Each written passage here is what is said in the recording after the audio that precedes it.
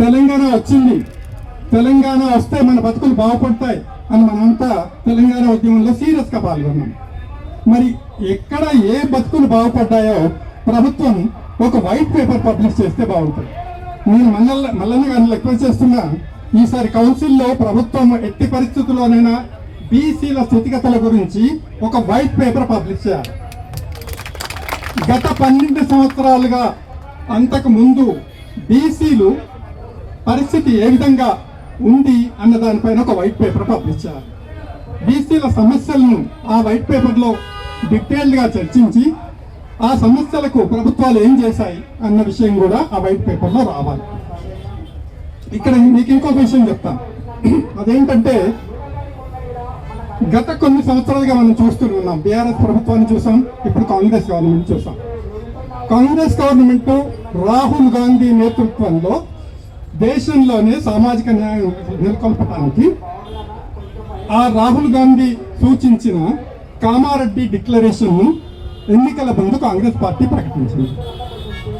మరి ఆ కామారెడ్డి డిక్లరేషన్లో ప్రకటించిన ఏదైనా ఒక్క వాగ్దానమైనా ప్రభుత్వం అమలు జరిపిందా లేదా అనేది మనం అడుగుతూనే ఉన్నాం గత 2 సంవత్సరాలుగా. కానీ అమలు జరపలేదు అని మనం చెప్పుకుంటున్నాం, కానీ ప్రభుత్వం దాన్ని ఎందుకు సీరియస్గా తీసుకుంటలేదు అన్నది మనం ప్రధానంగా ఆలోచించాలి. మనం ప్రభుత్వం పైన ఒక ప్రెషర్ బిల్డప్ చేయలేకపోతున్నామా, లేదా మనకంటూ ఒక లాబీ ప్రభుత్వంలో లేదు? ఈ 19 మంది ఎమ్మెల్యేలు, 3 మినిస్టర్లు, ఇంకా అనేక మంది బీసీ నాయకులు పార్టీలలో ఉండేవాళ్ళు, వాళ్ళంతా ఒక లాబీగా ఏర్పడి ప్రభుత్వం పైన ఒక ప్రెషర్ బిల్డప్ చేయటం లేదు. కాబట్టి మన ప్రెషర్ అనేది ప్రభుత్వం వరకు పోవట్లేదు. పోనంత వరకు మనం ఎన్ని ఉద్యమాలు చేసినా కూడా అది చివరికి వేస్ట్ అవుతానని చెప్తున్నాను. మన బీసీ కులాలలో దాదాపు 140 కులాలు. ఈ 140 కులాలలో చాలా మందికి తెలుసు పశుపోషణ కులాలు ఉన్నాయి. వాళ్ళు ఇప్పటికీ పశుపోషణ పైనే జీవించే వాళ్ళు దాదాపు 40% పైగా ఉన్నారంటే ఏ విధంగా వృత్తి అనేది కొనసాగుతుంది, ఎంత విధ్వంసానికి గురైనా ఆ వృత్తి కొనసాగుతుంది. అదేవిధంగా వ్యవసాయ కులాలు, పశుపోషణతో పాటు వ్యవసాయ కులాలు ఉన్నాయి. మీకు అందరికీ తెలుసు, వ్యవసాయ కులాలలో చిన్న చిన్న కమతాలతో లక్షల మంది బీసీలు ప్రతిరోజు ఏ విధంగా ఒక నరకం అనుభవిస్తున్నారో మీకు అందరికీ తెలుసు. కూలల్లో నిలిచి ఇప్పటికీ కూలల్లో నిల్చుంటున్నారు. అదేవిధంగా అందులో వ్యవసాయ కూలీలే కాకుండా కౌలు తీసుకున్న వాళ్ళు అందులో ఎక్కువ మంది బీసీలే. వాళ్ళు ఏ పరిస్థితి ఏ విధంగా ఉందో తెలుసు. అంటే బీసీ వృత్తుల పైన ఆధారపడ్డ ఈ వ్యవసాయ కులాలు, అదేవిధంగా పశుపోషణ కులాలు, ఇంకా ఉత్పత్తి కులాలు ఉన్నాయి. ఈ ఉత్పత్తి కులాలు ఎక్కువ అవమానాలకు గురవుతున్నారు. ఈ ఉత్పత్తి కులాలలో ఇప్పటికీ ఉత్పత్తి రంగంలో ఇంకా 50% పనిచేస్తున్నారు. ఉత్పత్తి వృత్తులన్నీ విధ్వంసం అయినా ఇంకా 50% మంది వేరే విధిలేక దానిపైనే డిపెండ్ అవుతున్నారు. ఇంకా సేవా కులాలు ఉన్నాయి. ఎక్కువగా వివక్షకు గురయ్యేది సేవా కులాలు. ఇప్పుడు మనం రజక కులం గురించి ఇప్పుడే తెలుసుకున్నాం. కాబట్టి సేవా కులాలు ప్రతిరోజు గ్రామాలలో వివక్షకు గురవుతున్నారన్న విషయాన్ని మనం తప్పనిసరిగా గమనించాలి. అదేవిధంగా వినోదాన్ని అందించే చిన్న చిన్న కులాలు ఉన్నాయి, సంచార జాతులకు చెందిన కులాలు ఉన్నాయి. ఈ కుల వృత్తులు నాశనం కావటం వల్ల వేరే సెక్టార్స్ పైన, అంటే వేరే రంగాలకు పైన లక్షలాది మంది బీసీలు అటు కన్స్ట్రక్షన్ వర్క్ సైట్స్ లో, ఇటు అన్ఆర్గనైజ్ సెక్టార్ లో, ఇటు డైలీ వేజ్ ఎర్నర్స్ గా, అటు రోడ్ల మీద అడుగు తినే వాళ్ళుగా మనకు కనపడుతూ ఉన్నాయి. అంటే సమాజంలో వివక్ష గురవుతున్న ఈ బీసీ కులాలు ఏ విధంగా అన్ని రంగాలలో వివక్ష గురవుతున్నారో అనే విషయం చెప్పడానికే ఇవన్నీ చెప్పడం జరిగింది. కాబట్టి ప్రభుత్వము ఈ కులాలకన్నిటికీ, ఈ వృత్తులకన్నిటికీ ఒక్క విధానాన్ని కూడా ఇంతవరకు రూపొందించలేదు. కేంద్ర ప్రభుత్వంలో ఎలాంటి విధానం లేదు, రాష్ట్ర ప్రభుత్వం ఎలాంటి విధానాన్ని రూపొందించలేదు. అయితే ఎందుకు రూపొందించలేకపోయింది? మన బీసీ ఎమ్మెల్యేలు, ఎమ్మెల్సీలు, అదేవిధంగా మంత్రులు ఏం చేస్తున్నారు అన్నది ఇంతకు ముందే తెలుసుకున్నాం. కాబట్టి మనం చేయాల్సింది ఏంటంటే, మిత్రులారా, మనం కొట్లాడి సర్వే చేయించుకున్నాం, కుల సర్వే. ప్రభుత్వానికి కుల సర్వే చేయడానికి ఇష్టం లేదు, మనం కొట్లాడి చేయించుకున్నాం. ఆ కొట్లాడి చేయించుకున్న సర్వే యొక్క రిజల్ట్స్ ప్రభుత్వం ఇంతవరకు బయటపెట్టలేదు. మరి ప్రభుత్వం అభివృద్ధి కార్యక్రమాలు, అభివృద్ధి విధానాలు, అదేవిధంగా ఈ రాష్ట్రం రైజింగ్ తెలంగాణ అన్నాడు రేవంత్ రెడ్డి. రైజింగ్ తెలంగాణలో బీసీలు లేరా? మరి బీసీలు లేకుండానే తెలంగాణ రైజ్ అవుతుందా అన్నది రేవంత్ రెడ్డి సమాధానం చెప్పాలి. ఇవాళ రాహుల్ గాంధీ వచ్చిండు. మరి రాహుల్ గాంధీ రేవంత్ రెడ్డిని అక్కడ సమావేశంలో పౌరులు మాట్లాడుతున్న సందర్భంలో రైజింగ్ తెలంగాణలో బీసీ వృత్తుల వాళ్ళు ఎందుకు లేరు అనేది ప్రశ్న వేస్తే ఆయన నమ్ముతాం. అదర్వైజ్ ఇక్కడి నుంచి రాహుల్ గాంధీని కూడా నమ్మే ప్రసక్తి లేదు. ఎందుకంటే రాహుల్ గాంధీ అక్కడొకటి మాట్లాడతాడు, ఈ రాష్ట్రంలో ఇంకో విధంగా జరుగుతుందన్న విషయాన్ని రాహుల్ గాంధీ తెలియనంత పిచ్చోడు కాదని నేను అనుకుంటున్నాను. కాబట్టి ఈ దేశ ప్రజలను మభ్యపెట్టడానికి, తెలంగాణ ప్రజలను మభ్యపెట్టడానికి రాహుల్ గాంధీ కూడా ఇంకా తన ఈ యొక్క సామాజిక న్యాయం ఉద్యమాన్ని కొనసాగిస్తానంటే ఎవరు నమ్మేవాళ్ళు లేరని మనం అర్థం చేసుకోవాలి. కాబట్టి రేవంత్ రెడ్డికి బలం ఇచ్చిన వాళ్ళని మనం, రేవంత్ రెడ్డి బలం తగ్గించాలంటే మనమే డిసైడ్ కావాలి. ఇక్కడ ఉన్న అందరూ డిసైడ్ కావాలి. రేవంత్ రెడ్డి బలం తగ్గించినప్పుడే, కాంగ్రెస్ పార్టీ బలం తగ్గించినప్పుడే మనం అధికారంలోకి రాగలుగుతాం అన్న విషయాన్ని కూడా అర్థం చేసుకోవాలి. రాజ్యాధికారాన్ని మనం ఉత్తుగానే ఉపన్యాసాలు ఇస్తాం. ఇక్కడ అందరు కూర్చున్నారు, బీసీ నాయకులు అందరూ కూడా, శ్రీనివాస్ గారు కూర్చున్నారు, అదేవిధంగా సత్యనారాయణ గారు కూర్చున్నారు, అనేక మంది బీసీ నాయకులు కూర్చున్నారు. అందరికీ రాజ్యాధికారం రావాలి. కానీ మనం ఎవరం కలిసి పనిచేయం. మనం కలిసి పనిచేయనంత వరకు, విడివిడిగా ఉన్నంత వరకు ఈ ప్రభుత్వాలు మనల్ని పట్టించుకోవు అన్న విషయం గత 78 సంవత్సరాల నుంచి జరుగుతున్నది. గత 12 సంవత్సరాల నుంచి తెలంగాణలో జరుగుతుంది. అయినా మనకు బుద్ధి రాకపోతే ఇంకా మనం ఉద్యమాలు చేసి ఏ విధంగా ప్రభుత్వం మెడలు వంచుతామో అర్థం చేసుకోవాలి.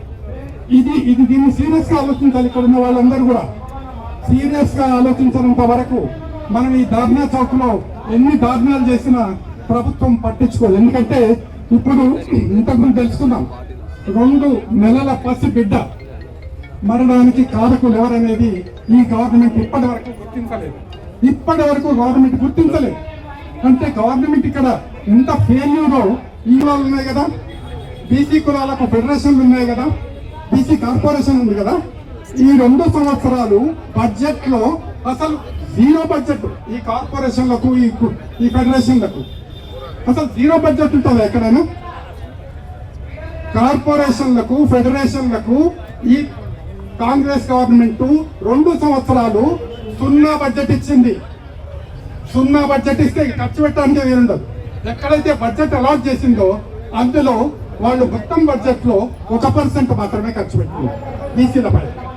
అంటే 99% వేరే వర్గాలకు, వేరే రంగాలకు ఈ బడ్జెట్ అంతా ఖర్చు పెట్టడం జరుగుతుంది. అంటే అగ్రకులాలు ప్రభుత్వ అధికారంలోకి రావడానికి వాళ్ళు చేసేది ఏంటంటే మొత్తం ప్రభుత్వ విధానాలను తమ వైపు మళ్లించుకోవడం, మొత్తం బడ్జెట్లను తమ వైపు మళ్లించుకోవడం, మొత్తం ఆస్తులను తమ ఆధీనంలోనే ఉంచుకోవటం, మొత్తం ఉత్పత్తిని, పంపిణీని తమ ఆధీనంలో ఉంచుకోవటం, మొత్తము మన ఉద్యోగ వసతులు కల్పించకుండా, మనకు ఉద్యోగాలు ఇవ్వకుండా, మనకు ఆదాయం వనరులు లేకుండా మనల్ని డిపెండెంట్స్ గా మార్చి ఈ ప్రభుత్వాలు మనను ఈ దశలోకి తీసుకొచ్చాయన్న విషయాన్ని మనం అర్థం చేసుకున్నంత వరకు దీంట్లో మార్పు ఏ విధంగా జరగదు. కాబట్టి మార్పు కావాలి అని మనం అంతా కోరుతున్నాం. మనకు మార్పు కావాలా వద్దా? మార్పు కావాలా వద్దా? మార్పు కావాలంటే మనం ముందుగా మారాలి. మనం ముందుగా మారుతామా వద్దా? మనం ఎటువైపు మారాలి? గట్టడించే వైపు మారాలి. బీసీలు రాజ్యాధికారం సంపాదించే వరకు పోరాడుతూనే ఉండాలి. అప్పుడు మారాలి. మన ఆలోచనలను మార్చుకోవాలి, మన ఆచరణ కార్యక్రమాన్ని మార్చుకోవాలి. మనం అంతా కలిసి గట్టిగా పనిచేయాలి. 140 కులాలు విడివిడిగా కాదు కొట్లాడేది. 140 కులాల సమస్యలు ఆ కుల సంఘాలు విడివిడిగా కొట్లాడినా అందరికీ సంబంధించిన అన్ని అంశాలపై కలిసి కట్టుగా పోరాడాలి. ఇది జరిగినంత వరకు ఈ రాష్ట్రంలో బీసీలు అధికారంలోకి రావడం కాదు. అసలు బీసీల సమస్యలే లేవు. చిన్న 2 నెలల పాపకే న్యాయం జరిగినప్పుడు ఇంకా ఎవరికి న్యాయం జరుగుతుంది ఈ రాష్ట్రంలో? ఎవరికి న్యాయం జరగబోతుంది. కాబట్టి మనం అర్థం చేసుకోవాలి. కాబట్టి ముందుగా సమాజాన్ని మార్చాలంటే, ఈ రాజకీయంగా ఈ సమాజంలో మనం అధికారంలోకి రావాలంటే ముందుగా మనం మారాలి. మన ఆలోచన విధానం మారాలి, మన ఆచరణ కార్యక్రమం మారాలి. మనమంతా కలిసి కట్టుగా సమిష్టి నాయకత్వంలో ఈ ఉద్యమాన్ని ముందుకు తీసుకెళ్ళినప్పుడు మాత్రమే ఈ రాష్ట్రంలో మార్పు అనేది సాధ్యమవుతుంది. కాబట్టి రాహుల్ గాంధీ గారు ఇప్పుడు ఇవాళ వచ్చారు కాబట్టి రాహుల్ గాంధీకి ఒక హెచ్చరిక చేయాలని అనుకుంటున్నాం. ఎందుకంటే రాహుల్ గాంధీ కాబోయే ప్రధానమంత్రి అని ఈ దేశంలో కాంగ్రెస్ పార్టీ మాట్లాడుతుంది. కాబోయే ప్రధానమంత్రి ఒక 2 నెలల పసిగుడ్డు అక్కడ గుడి మెట్ల దగ్గర చనిపోతే ఇక్కడి ప్రభుత్వం పట్టించుకోకుండా ఈ దేశానికి రాహుల్ గాంధీ ప్రధానమంత్రి అయితేంది కాకపోతుంది. కాబట్టి రాహుల్ గాంధీ ప్రధానమంత్రి కావడానికి ఇప్పుడు అక్కడ రేవంత్ రెడ్డిని ఈ విషయంలో ఏం చెయ్యాలి, కామారెడ్డి డిక్లరేషన్ ఎలా అమలు జరపాలి అన్న దానిపైన రేవంత్ రెడ్డిని కనుక మాట్లాడించి ఇచ్చినట్లయితే రాహుల్ గాంధీ కూడా కొంత న్యాయం చేస్తారని మనం అనుకుంటాం. కాబట్టి మిత్రులారా, నేను ముగించే ముందు ఒక్క విషయాన్ని మీ దృష్టిలోకి తీసుకురాదలుచుకున్నాం. ఏంటంటే మనం ఇలా పోరాడుతూనే ఉంటాం. తెలంగాణ ఉద్యమంలో మనమే ముందున్నాం. తెలంగాణ సాధించడానికి మనమే త్యాగాలు చేశాం. తెలంగాణ వచ్చింది, కానీ మన ప్రభుత్వం రాలేదు. 2 సార్లు 10 సంవత్సరాలు అగ్రకుల ప్రభుత్వం వచ్చింది.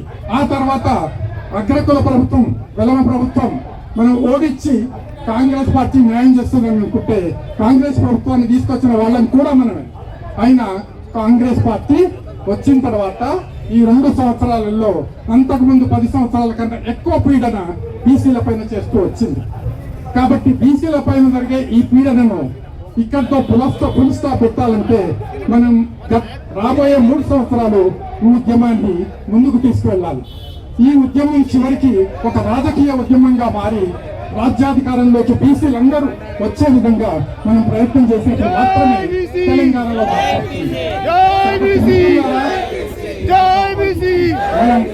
మనం శపథాలు చేయాలి. శపథం చేయటం మాత్రమే కాకుండా ఆ శపథం అమలులోకి తీసుకొచ్చే విధంగా మనం అంతా ప్రయత్నాలు చేయాలని కోరుకుంటూ, మిత్రులారా, ఈ రోజు మళ్ళొక శపథం చేద్దాం. ఆ శపథాన్ని రేపటి నుంచి అమలు జరపడానికి ప్రయత్నం చేద్దాం. కాబట్టి జై బీసీ, జై బీసీ.